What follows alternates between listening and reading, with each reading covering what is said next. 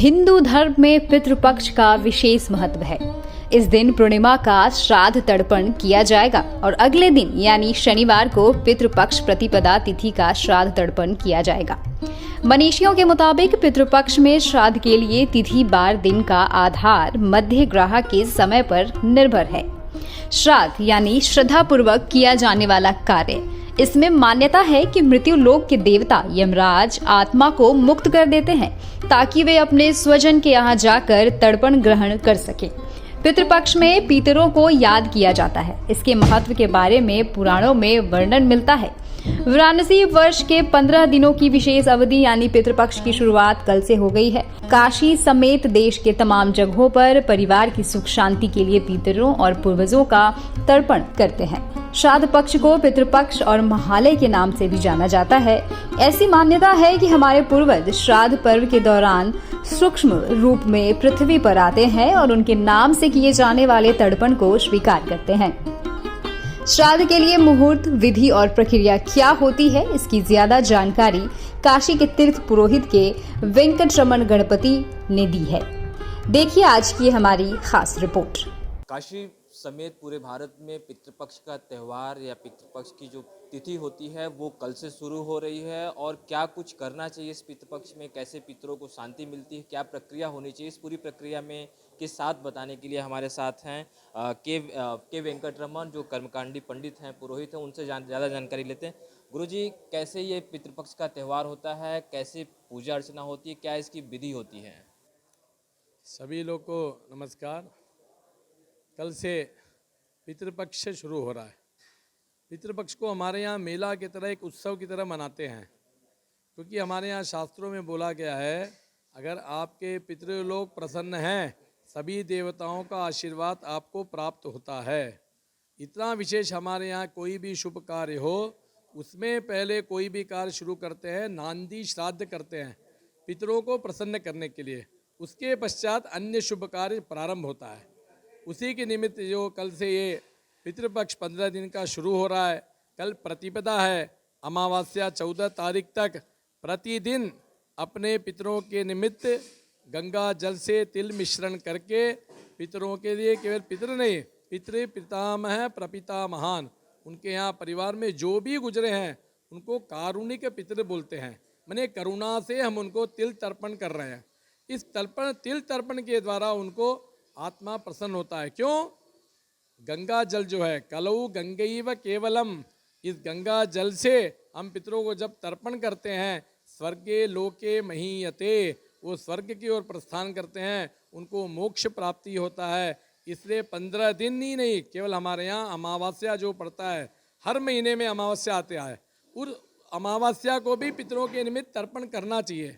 उसके अलावा जो वार्षिक तिथि आती है, जिस तिथि में वो गए हैं उस तिथि में उनके निमित्त जो है पिंडदान, तिल तर्पण और ब्राह्मण भोजन करने से वो आत्मा तृप्त होता है।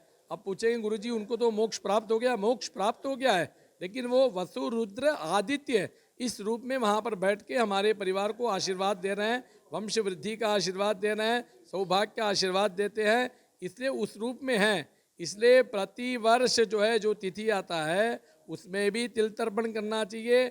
इसी तरह जो ये 15 दिन का मेला शुरू हुआ है पितरों के निमित्त, इसमें अवश्य जिनके पितर नहीं हैं अवश्य गंगा जल में जाके प्रतिदिन, इसके लिए विशेष समय जो बताया माध्याह्निक काल, माने जो हम लोग अंग्रेजी में गुड आफ्टरनून बोलते हैं, उस समय 11 बजे के बाद करने से बहुत ही विशेष बोला गया है।